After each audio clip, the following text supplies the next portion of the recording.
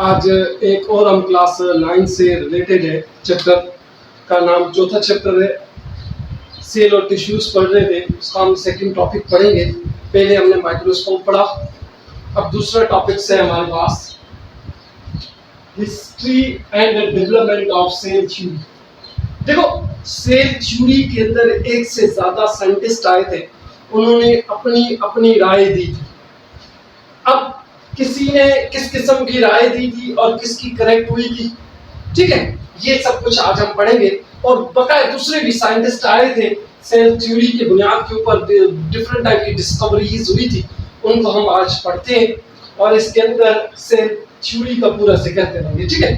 अब देखो, first time Robert, इससे पहले भी होंगे साइंटिस्ट, लाजमी नहीं है कि 1665 के अंदर सेल जिसने डिस्कवर किया था उसको हम रॉबर्ट हुक कहते हैं, जिसने एक डिस्कवरी की थी कि हनी बी जैसे जो शेद का जो पूरा छत्ता होता है उसके नुमा एक like structure cork of slime, एक पीस ऑफ वुड, उसके अंदर एक अपार्टमेंट की फॉर्म के अंदर पड़ा था, उसका नाम रॉबर्ट हुक ने क्या रख दिया था, सेल रख दिया था। उसके बाद दूसरा साइंटिस्ट आया 1670 के अंदर, एंटन बेल लीबोन हुक, ठीक है। इसने फर्स्ट टाइम या फर्स्ट लिविंग सेल डिस्कवर किया था from the pond water with the help of microscope. कोई कहते हैं कि वॉलवर्क्स जो है, हमने जिसे क्लास 9 के अंदर फर्स्ट चैप्टर के लास्ट टॉपिक के अंदर एंटन बेल लीबोन हुक ने वॉलवर्क्स को भी डिस्कवर किया था, वो भी पॉन्ड लाइफ से रिलेटेड था, तो इसलिए हम इसके कहते हैं कि फर्स्ट लिविंग सेल जो है वो फ्रेश वाटर से था, ठीक है। उसके बाद एक और भी डिस्कवरी की थी एंटन बेल लीबोन हुक ने, वो था डिस्कवर्ड द फर्स्ट प्रोटोजोन, जिसको हम बैक्टीरिया कहते हैं। बैक्टीरिया भी एंटन बेल लीबोन हुक ने डिस्कवर किया था, ये फर्स्ट यूनिसेल्युलर ऑर्गेनिज्म। उसके बाद रॉबर्ट ब्राउन आए थे। रॉबर्ट ब्राउन ने बोला सेल के सेंटर के अंदर कोई चीज पाई जाती है, उसका नाम इसने न्यूक्लियस रखा और उसको डिस्कवर किया था कि न्यूक्लियस को डिस्कवर करने वाला जो बंदा था उसको हम रॉबर्ट ब्राउन कहते हैं। उसके बाद 1840 के अंदर, ये 1833 के अंदर थी, ठीक है, इसकी डेट, अल्ब्रेक्ट वॉन कॉलिकर, इसने डिस्कवर किया था स्पर्म और एग सेल। सेल थ्योरी की बुनियाद के ऊपर इसने भी अपनी राय दी थी कि स्पर्म और एग एक किस्म के सेल होते हैं जो किसी भी जनरेशंस को पैदा करने के लिए ये सेल काम आते हैं। उसके बाद 1845 के अंदर कार्ल हेनरिच ब्राउन आया था, जिसने बोला था cell is the basic unit of life. इसने भी अपनी राय दी थी कि cell is the basic unit of life, ठीक है। उसके बाद लेविस पास्चर आया था। लेविस पास्चर ने कुछ बायोलॉजिकल पॉइंट ऑफ व्यू से एक्सपेरिमेंट होते हैं, उन एक्सपेरिमेंट का आइडियाज वगैरह या उनको कैसे सोल्व किया जाए, उनकी प्रूवमेंट या उनकी पूरे आइडियाज वगैरह वो लेविस पास्चर ने दिया था, ठीक है। ये केमिस्ट्री में भी इसका जिक्र है साइंटिस्ट का, ठीक है। उसके बाद हमारे पास जो मेन जो है सेल थ्योरी के अंदर जैसे 3 साइंटिस्ट हमने यहाँ जिक्र नहीं किया, वो अब हम यहाँ पढ़ेंगे, ठीक है। जैसे शेल्डन है, शेवान है और रुडॉल्फ वर्च्यू है। जैसे शेल्डन वो बॉटनिस्ट है, शेवान ज़ूलॉजिस्ट है और रुडॉल्फ वर्च्यू जो है वो माइक्रोबायोलॉजिस्ट है। इनकी डेट जिसने अपनी अपनी राय दी थी, इसने 1839 के अंदर दी थी और इसने 1855 के अंदर ये अपनी अपनी राय दी थी। ये 2 पॉइंट से शेल्डन एंड शेवान की है, बाकी चौथी और पांचवी रुडॉल्फ वर्च्यू की है। जैसे सपोज करते हैं इन दोनों ने क्या बोला, all the living organism are made up of one और मोर देन सेल्स, कि जितने भी दुनिया के अंदर लिविंग ऑर्गेनिज्म पाए जाते हैं एक से ज्यादा सेल के बने होते हैं।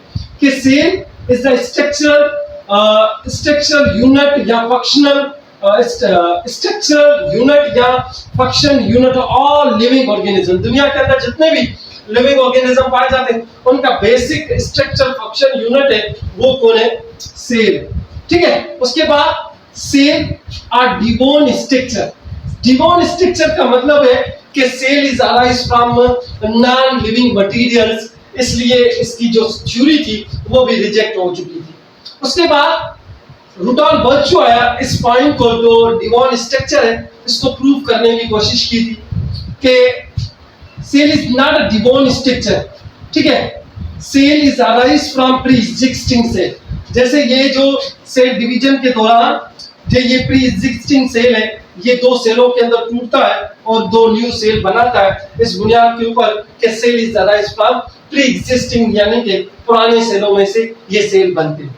ठीक है, उसके बाद सेल के अंदर हेरिडिटी मटेरियल होती है, वो पास थ्रू होती है जनरेशन से जनरेशन। वो हेरिडिटी मटेरियल डीएनए की फॉर्म के अंदर होती है, वो जनरेशन टू जनरेशन ट्रांसफर्स होती रहती है। उसके बाद एक और भी चीज इसके अंदर सामने आई थी कि कुछ ऐसी चीजें जो सेल नहीं है, जिसको हम सब सेल्यूलर या असेल्यूलर पार्टिकल्स कहते हैं। जैसे हमने तीसरे चैप्टर के अंदर पढ़ा था कि असेल्यूलर जो सेल थ्योरी क्या कहती कि all the living organism composed of one और मोर देन सेल। पर ये तो कुछ ऐसे ऑर्गेनिज्म है जो सेल के बने ही नहीं है, जैसे वायरस है, पिलियन से, वायरनाइट से, are not composed of cell. इसलिए सेल आज तक सेल थ्योरी रह रही है और सेल कभी ला नहीं बन रहा। ठीक है, कि असेल्यूलर है, हम उनको असेल्यूलर कहते हैं या सब सेल्यूलर कहते हैं, जो किसी इंसान की बॉडी के अंदर जाते हैं तो जिंदा हो जाते हैं, वरना जिंदा नहीं होते, ऐसे मरे हुए होते हैं एनवायरनमेंट के अंदर। ठीक है, इसके अंदर कोई भी मेटाबॉलिक एक्टिविटीज नहीं हो रही इनसाइड द सेल, कोई भी मेटाबॉलिक एक्टिविटीज, कोई भी चीज ब्रेक डाउन नहीं हो रही, कोई भी चीज बन रही नहीं है, इसलिए इसको असेल्यूलर और सब सेल्यूलर कहते हैं। कि ये अपनी जनरेशन जब नंबर में इंक्रीज करते हैं तो एक जनरेशन से दूसरी जनरेशन के अंदर अपने जो, हालांकि इसके अंदर जेनेटिक मटेरियल पाया जाता है, डीएनए या आरएनए होता है, तो वो अपनी जनरेशन इसी तरह से किसी लिविंग ऑर्गेनिज्म के अंदर इंजेक्ट होके फिर अपनी जनरेशन को बढ़ाते रहते हैं। उसके बाद cell is the basic unit of organism. जो हमारे सेल, ऑर्गन, टिश्यूज वगैरह जितने भी बने हुए होते हैं वो सब के सब किसके बने होते हैं? सेल के बने होते हैं, ये चीज याद रखना। और हमारे पास दो किस्म के सेल है, डिफरेंट किस्म के, उसके अंदर प्रोकैरियोटिक सेल आ जाता है और यूकैरियोटिक सेल आ जाता है। अब देखो, यूकैरियोटिक सेल वो सेल है जिसके न्यूक्लियस के अंदर, सपोज करते हैं ये न्यूक्लियस है, न्यूक्लियस के अराउंड जो न्यूक्लियर मेम्ब्रेन होती है, वो न्यूक्लियर मेम्ब्रेन जिसके अंदर प्रेजेंट होगी उसको हम यूकैरियोटिक ऑर्गेनिज्म कहते हैं। कि प्रॉपर न्यूक्लियस हो और मेम्ब्रेन बॉन्डेड ऑर्गेनील हो, जैसे mitochondria, Golgi body, endoplasm reticulum, ये सब डबल मेम्ब्रेन बॉन्डेड ऑर्गेनील है। अगर जिसके अंदर प्रेजेंट होंगे तो उसको हम यूकैरियोटिक कहेंगे, यूकैरियोटिक ऑर्गेनिज्म कहेंगे। जैसे प्लांट है, एनिमल्स है, ये यूकैरियोटिक ऑर्गेनिजम्स है। ठीक है, उसके बाद प्रोकैरियोटिक की तरफ आते हैं कि prokaryotic do not have proper nucleus and do not have a membrane bonded organelles वगैरह भी इसके अंदर प्रॉपर तरीके से नहीं होता है। जैसे ये सेल है, इस सेल के अंदर ऐसे जेनेटिक मटेरियल पड़ा होता है, उसके अराउंड जो न्यूक्लियर मेम्ब्रेन है वो प्रेजेंट नहीं होती है, इसलिए हम इसको प्रोकैरियोटिक कहते हैं। ज्यादातर आप लोगों को पता होगा कि बैक्टीरिया वगैरह इसके अंदर आता है, बैक्टीरिया और साइनोबिया।